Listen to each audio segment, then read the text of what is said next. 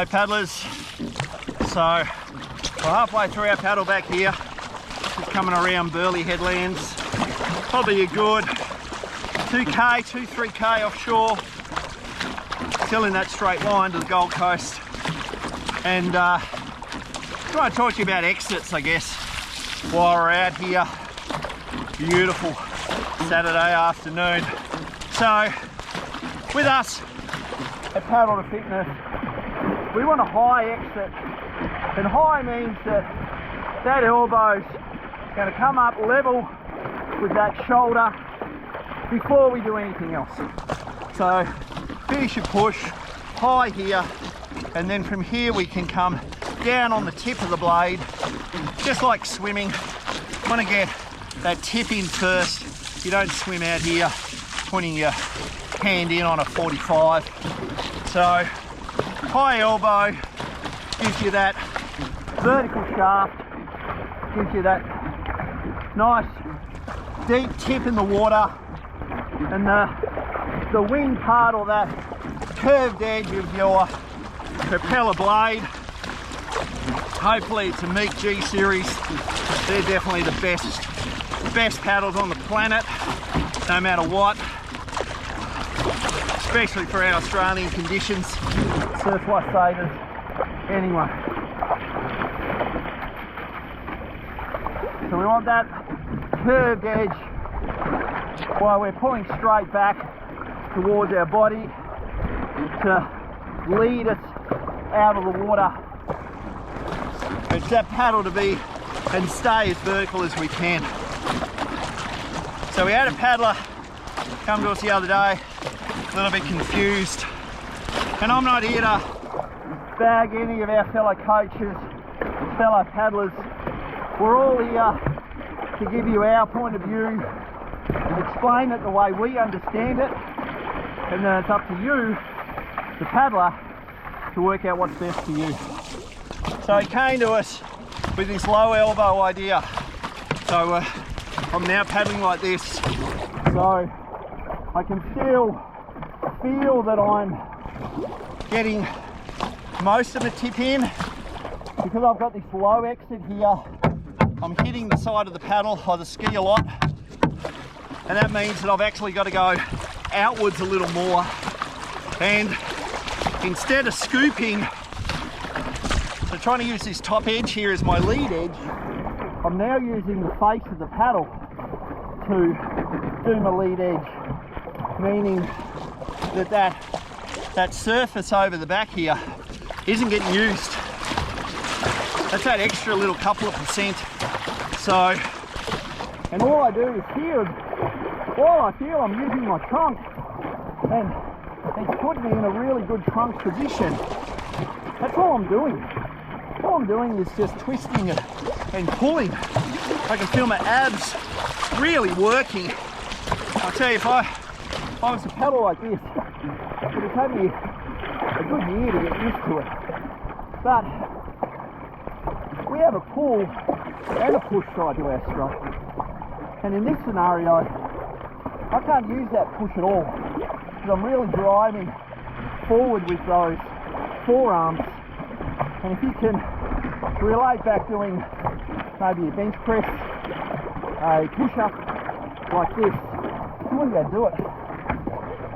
So while I feel that this is a great drill for you to get used to paddling and twisting with your body, timing, leg drive, I feel it is a drill.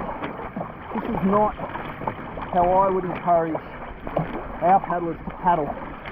But if I now, as you can see, I'm puffing a bit, my heart rate's now gone from a 145 to a 163. If I can get that high elbow, I can feel already that I've got less weight, or not less weight, more directional weight on my Meek G series parallel,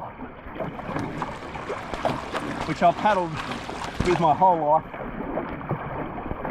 I feel that even though we haven't got a lot of push, I have got some push. I'm using that chest muscle. I'm pushing with the palm of my hand. I'm trying to pull and push, trying to like break this paddle almost in half. As I'm pulling, I'm trying to push over that pull. But it's got to be controlled. I remember when I was at the Australian Institute of Sport, the new unit, trying to work out how much pull and push there is. And normally it'd be 70-80% pull, but therefore you got 20, maybe 30% push. And a bit like the yin and the yang, it's all 50-50. So if I'm pulling one side, I'm pushing the other. If I'm pushing my push arms across my body at a nice height, it's driving this opposite shoulder back because my hands are connected, my arms are connected to my shoulders, so I'm pushing across. That's driving that exit arm back, driving that shoulder back, giving me a longer exit, giving me more rotation, more body rotation. So then hit that next catch and do the same. I'm able to pick my speed up. Nice. Get that coast. And even though I'm talking to you, my boat speed's gone up about 0.5. I think I mentioned before my heart rate was at 162, and now it's gone back down to 149. And that's just about trying to get myself in a better, more efficient paddling position for me. Maybe not for you. You might find the other ways faster and better and more efficient. You know what? That's great. That's amazing.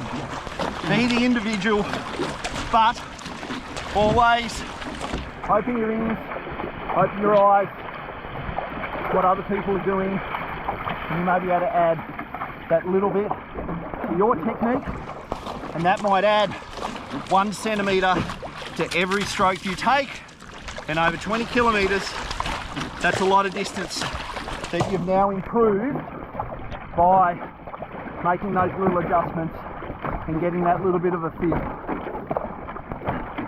So if you're out there by yourself, you want help with the training program, we can do that. If you want to take a video like I am now, send it to me for some analysis, we can do that as well.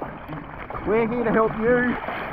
We obviously have a number of local paddlers here on the Gold Coast in Brisbane, and we have just as many around Australia and the world that we now look after with the Paddle to Fitness online training programs, or the Peak Performance program as we call it.